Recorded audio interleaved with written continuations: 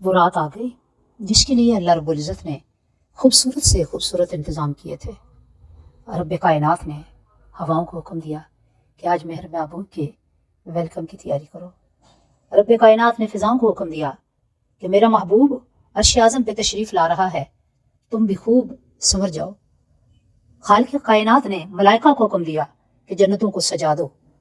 حور و غلمہ کو حکم دیا کہ اپنے حسن کو بڑھاتے ہوئے ان جنتوں کی رونق میں اضافہ کر دو، کیوں سیاہ لامکاں کی سواری آنے والی ہے، اور اسی لیے جنت میں باد بہاری آنے والی ہے۔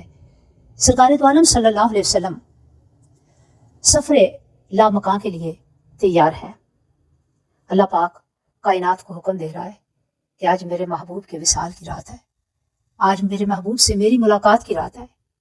اے جنت، ایسی سج ایسی سمر کہ تیرے سجنے اور سمرنے میں کوئی کمی نہ رہے، کیوں شب اسرا کا دولہا آسمانوں پر تشریف لانے والا ہے۔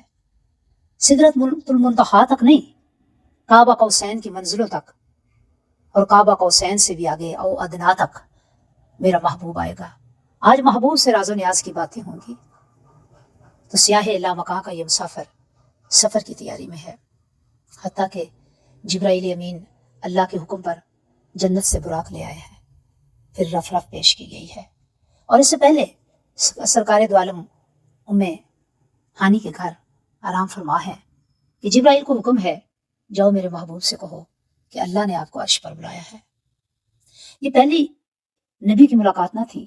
سیدنا ابراہیم علیہ السلام کو بھی معراج کا شرف نصیب ہوا جب آتش نمرود میں ڈالے گئے۔ سیدنا موسیٰ علیہ السلام کو بھی یہ شرف نصیب ہوا جب آپ کوہ طور پر بلائے گئے۔ سیدنا ایوب علیہ السلام کو جب بیماری میں آزمائے گئے تو یہ شرف ملا۔ اور پھر سیدنا یعقوب علیہ السلام کو کہ جب کہنے کو بیٹے کی جدائی تھی لیکن روتے روتے آنکھیں بینائی سے محروم ہو گئیں تو وہ بھی معراج کا وقت تھا۔ لیکن سرکار دو عالم صلی اللہ علیہ وسلم کو عالم امکان سے لامکان تک بلایا جا رہا ہے، اور بلانے والا خود رب کائنات ہے۔ آقا علیہ السلام بڑی بے نیازی سے آرام فرما ہے کہ جبرائیل کو حکم ہوتا ہے میرے محبوب کو جگاؤ، میرے محبوب سے آج میری وصل کی رات ہے۔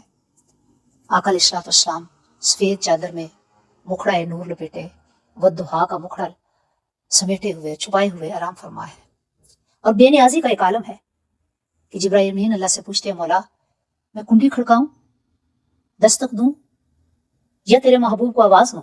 کہا نہیں ایسا کچھ نہیں کرنا، میرے محبوب کے آرام میں خلل واقع نہ ہو۔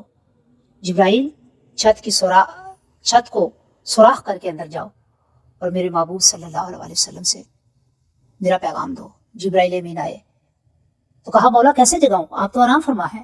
کہا اپنے نورانی پر میرے محبوب کے تلووں کے ساتھ مل دو۔ آقا علیہ السلام کے تلووں سے جبرائیل امین نے جیسے ہی اپنے پر ملے، آقا علیہ السلام نے پوچھا کون؟ تو جبرائیل کہنے لگا، جبرائیل یہ نہیں کہا انا جبرائیل، کیوں؟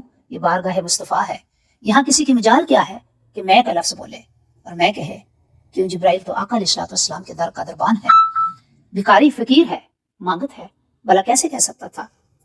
جب آقا علیہ السلام کی آنکھ کھلی تو جبریل نے پیغام رب العزت دیا، اللہ کے محبوب تیار ہو جائے، آپ کو سفر لامکان تک بلایا جا رہا ہے۔ آقا علیہ السلام تیاری کرتے ہیں، وضو فرماتے ہیں، 2 رکعت نفل بھی پڑھتے ہیں۔ ابھی تو نماز فرض بھی نہ ہوئی تھی، وہ کون سے نفل تھے یہ رب جانتا ہے، یہ رب کا حبیب جانتا ہے۔ آقا علیہ السلام وضو فرما کے براق پیش کی گئی جو جنت سے لائی گئی تھی۔ جب لائی گئی تھی تو خوبصورت نہ تھی، جب محبوب کی سواری بنی تو اس کے حسن میں، اس کے جمال میں اتنا اضافہ ہوا کہ اس جیسا کوئی دوسرا براق ہی نہ تھا۔